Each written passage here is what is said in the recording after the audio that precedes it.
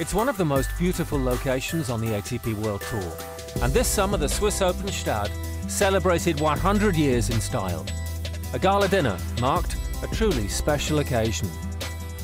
I think Gstaad is a five-star location, and we try to be a five-star tournament.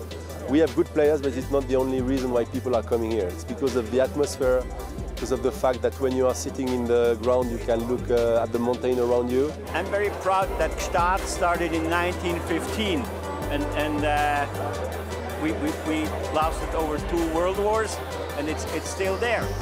It's a very important date for us, 100 years of tennis in Gstaad, and we want to be a little bit unique. And that's the future of this tournament. I think it's to stay unique and to be different than the other one. Since 1915, the Swiss Open Gstaad has been making memories. Some of the very best have made history here. But they've also come to recognize this is a special tournament.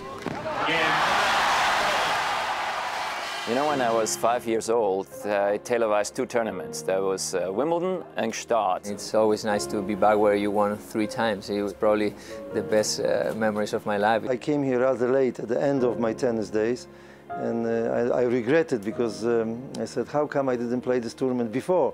If you look back in the list who won this tournament, it's unbelievable. You know, that for me, this tournament was part of my best year. Of course, I was playing with my brother at home, pretending I was playing in Gstaad.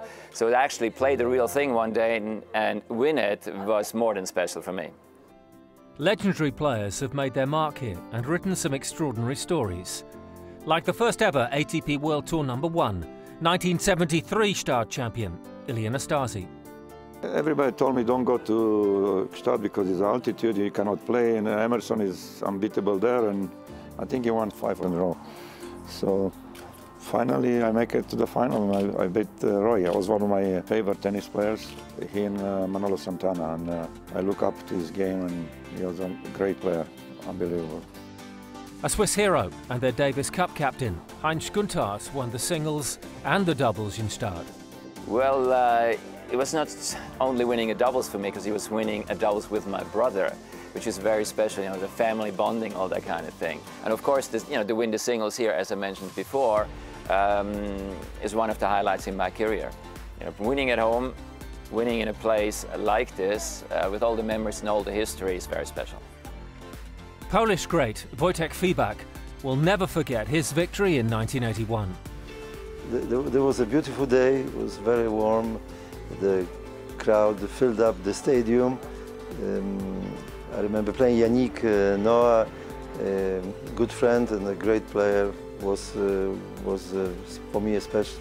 And the final was, I think, a beautiful match. He was attacking a lot and I was coming into the net, so I think the crowd liked it, so that was my memory. Spain's Alex Corretja won 3 titles in 5 years between 1998 and 2002. Well, this is the 100th anniversary of Gstaad, of course. So when I told to my daughters that I was coming here, one of them, she asked, why are we going there? I said, well, they invite us, so it's very nice, we have to go. And I said, plus I won there, which is very nice. And she said, oh, how many times did you win, Daddy? I said, like, I was so pleased because I felt like, oh, she's going to be so impressed. I said, I won 3 times. And she went like, only 3 times? Rafa won 9 times at the French. And I was like, come on, don't count on Rafa. Rafa, it's different, you know? And then I reacted and I said, but Rafa never won in Gstaad, and Daddy won 3 times, you know? And she was like, ah, okay, you're special as well, you know?